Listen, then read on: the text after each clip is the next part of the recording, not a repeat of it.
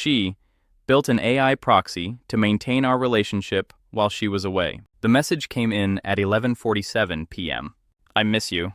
Tell me about your day. Simple, warm, exactly what I needed. I'd had one of those exhausting weeks where everything felt heavier than usual. Work was a mess. I'd argued with my brother earlier that day. Even the coffee shop near my apartment, the one we always joked about, had suddenly shut down. And somehow, right when I needed her, there she was. On the other side of the world, thousands of miles away, still feeling closer than ever. And looking back now, I still wonder when I stopped talking, only to her.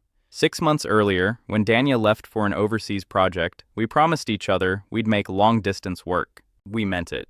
But anyone who's done long-distance knows what happens. Time zones, delayed replies, missed calls, you fall asleep waiting, you wake up to messages sent 6 hours ago. And slowly, without either person saying it out loud, distance creates quiet spaces. And quiet spaces are dangerous. That's usually where doubt starts. A reply feels shorter than usual. A conversation feels slightly off. A message takes longer than expected. And suddenly you start wondering, am I imagining this, or are we drifting? I expected all of that. What I didn't expect, was feeling closer to her than before she left. Every morning, there was a thoughtful check-in waiting before I even opened my day. If I casually mentioned something random, a meeting I hated, a video I watched, a headache I ignored, it's esid I krishumkasananst. She remembered days later, not vaguely, specifically, thoughtfully, almost perfectly. And honestly, I loved it. Because long distance usually feels like trying to hold water in your hands. But somehow, with her, everything felt easier. More connected, more intentional, like distance had somehow made us stronger. That's why I ignored the first strange feeling. One night, I had a terrible day. I messaged her. Not a polished message, just messy thoughts. The kind you only send someone you fully trust. Her reply came back 4 minutes later, and it was perfect. Not robotic, not cold, not generic. It was deeply thoughtful. She referenced something I'd told her weeks earlier, connected it to what I was dealing with, said exactly what I needed. Exactly. And in that moment, I remember thinking, this is what emotional connection is supposed to feel like. I even saved the message. Read it again the next morning. But later that night, something stayed with me. It felt too smooth, too precise. Real relationships usually aren't like that. People interrupt. People misunderstand. People say the wrong thing. They pause. They reply emotionally and explain themselves later. But this, every sentence landed perfectly. And I couldn't explain why that bothered me, so I ignored it, at first. Then smaller things started adding up. She'd reply while she was supposed to be in meetings. While she was flying. During hours, she'd already told me she'd be unavailable. And somehow, every reply still felt emotionally present, consistent, warm, thoughtful. No rushed messages, no distracted replies, no bad timing. It honestly felt impressive. Until one night I brought up an old memory, a random one. A terrible cafe during a rainstorm years earlier. I almost slipped walking in. She laughed so hard she couldn't breathe. We still joked about that day. When I mentioned it, her reply came instantly. Warm, affectionate, playful. She said she remembered, but the detail was wrong. The feeling was right. The memory wasn't. And that was the moment I stopped brushing it off. And a few nights later, I called unexpectedly. No plan, no test. I just wanted to hear her voice. She picked up. Exhausted. Happy. We talked normally for a while. Then I casually mentioned something we'd apparently discussed in messages earlier that day. Silence. She laughed nervously, asked what I meant. I repeated the conversation. Another pause. Then she quietly said, "Ni arforkans isin si ins hapoing." I was going to tell you. And suddenly, everything changed. And today, before she left, she built something. A personal AI assistant, trained on how she talks, how she texts, our past conversations, shared memories, our inside jokes, the little things that mattered between us. It wasn't meant to replace her. It wasn't pretending to become her. She called it a bridge, something that could help while she was overwhelmed, something that could remember details. Notice emotional patterns. Suggest thoughtful replies when she was exhausted. And sometimes, when she truly couldn't respond, it could answer in ways consistent with how she normally would. Then she looked at me and quietly said, "Aniana ein Zieber adrekat." I was terrified distance would turn into silence, and silence would turn into losing you. And honestly, that hit harder than the AI itself, because I believed her. She didn't build it because she cared less. She built it because she cared more. She wanted us to survive. She wanted connection to feel real, even when real life got chaotic. And the uncomfortable part? It worked really well. For months, it protected moments that probably would have disappeared.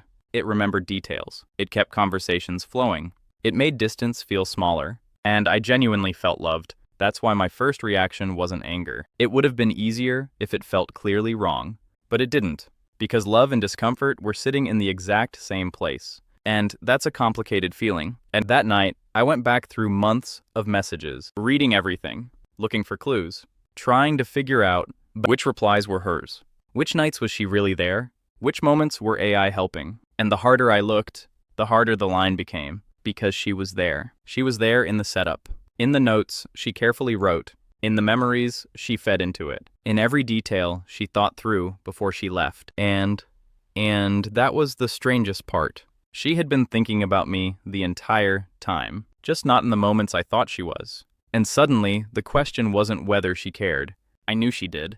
The real question was, and sie in beanteret beint, does being cared for feel the same? When no one is actually there in that moment? That stayed with me. Because AI had become incredibly good at emotional consistency, sometimes even better than real life. It never forgot, never got distracted, never misunderstood tone, never had a bad day. And that creates a real question. If technology becomes so good at smoothing emotional friction, what happens to the imperfect moments that actually create intimacy? Because real relationships are messy. People miss cues, people say the wrong thing, people apologize, people repair, people show up tired, distracted, human. And sometimes, those imperfect moments matter more than perfectly timed replies ever could. That realization changed both of us. Fast. My uncanny sheets. Intercity and county. We talked for hours over the next few days, and for the first time, really honestly, about pressure, emotional labor, distance, fear, about how badly both of us wanted connection. Ours and I, without losing ourselves trying to maintain it. And that conversation changed everything. Not because we rejected the AI. Actually, the opposite. She kept using it, but openly. If it reminded her about something meaningful, she'd say so. If it suggested checking in, she'd mention it. If technology was helping, adechi istira, it wasn't hidden anymore. And surprisingly, I appreciated it. Because the tool genuinely helped. It made distance easier. It reduced mental overload. It protected memories. It helped us stay emotionally connected during one of the hardest seasons we'd ever had. The difference was trust. I knew when she was there. I knew when technology was helping. And suddenly, both felt valuable. Because the thing that almost broke us wasn't AI. It wasn't distance. It was secrecy. Once honesty entered the relationship, the tool stopped feeling threatening and started feeling useful. That experience completely changed how I think about relationships and AI. A lot of people imagine technology replacing connection. I don't think that's where this is going. I think people will absolutely build tools for relationships. Tools that remember details your partner mentioned. Tools that notice emotional patterns. Tools that help long-distance couples feel closer. Tools that protect meaningful moments when life gets messy. And honestly, that can be beautiful. Technology supporting connection, not replacing it. Helping people stay present without pretending to be presents. Looking back, discovering the AI proxy wasn't the most important part. The important part was what happened after. Two people finally talking honestly about what they were afraid of. How exhausting emotional presence can feel when life gets chaotic. How badly both of us wanted connection. How technology, used openly, could actually help. Maybe that's where relationships are heading. Not less humanity. Not people versus AI, but people learning how both can work together.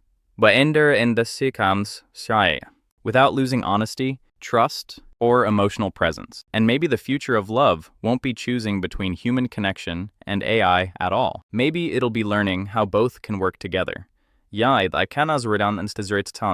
While protecting the part that still matters most. Knowing when a message feels warm, someone truly means it.